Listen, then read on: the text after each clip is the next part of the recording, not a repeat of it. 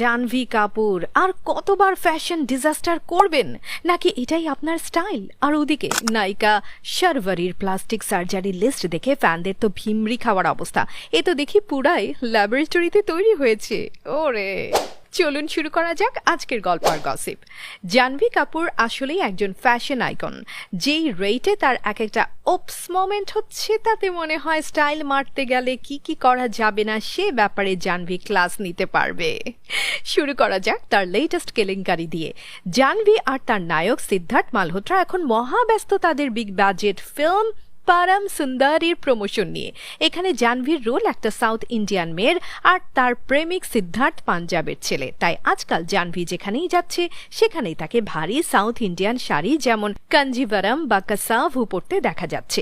এখন এসব শাড়ি ক্যারি করতে পারাটাও একটা আর্ট। কিন্তু তার মা শ্রীদেবী এদিক দিয়ে দারুণ ছিলেন, কিন্তু জাহ্নবী তার ডেইলি লাইফে মিনি স্কার্ট বা শর্টস পরতেই ভালোবাসেন। আর তার জিম লুক দেখলে তো মনে হয় কিছু না পরলেই তিনি বাঁচেন।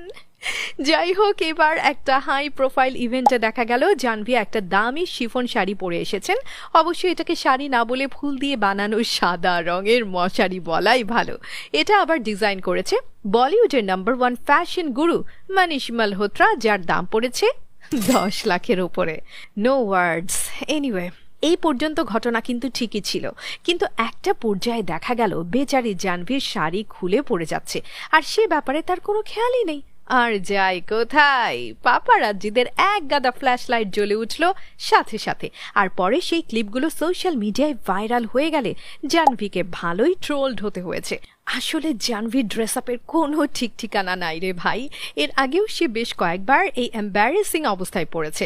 করণ জোহরের 50তম জন্মদিনের পার্টিতে তিনি একটা ব্যাকলেস বডি হাগিং গাউন পরেছিল। সেখানেও কিন্তু একটা সময় দেখা যায় এ ব্র্যান্ড নিউ ড্রেসেও অন্য কাপড়ের তালি দেয়া। এরপর 2023 সালের ফিল্ম ফেয়ার অ্যাওয়ার্ডে জাহ্নবী একটি গাঢ় বেগুনি গাউন পরেছিলেন, কিন্তু রেড কার্পেটে ওঠার মাত্র 5 মিনিট আগে তার সেই গাউনের চেন কেটে যায়। ওপস। তবে জাহ্নবীর টিম কোনো মতে বুদ্ধি খাটিয়ে পরিস্থিতি সামলে নেয়। গাউন ছেড়েই শর্ট স্কার্ট আর টপস পরে মঞ্চে উঠে পারফর্ম করে সেবার। এই ঘটনা আবার সে নিজে তার ইনস্টাগ্রামে শেয়ার করে হাসি মুখে জানায়, the show must go on. Wow, এই না হলে star kid. True. So beautiful, so elegant, just looking like a wow. এই সময়ের সবচেয়ে ভাইরাল নায়িকা অবশ্যই সাইয়ার আর অনিত পাড্ডা। এই অনিত কেন সবার থেকে আলাদা জানেন? তাকে এখনো পর্যন্ত কোনো প্লাস্টিক সার্জারি বা বোটক্স ছুঁতে পারেনি, আর এজন্যই তার নিষ্পাপ সৌন্দর্য পুরোটাই ন্যাচারাল। কিন্তু বাকি সব নায়িকাদের ব্যাপারে এটা বলা যাবে না। যেমন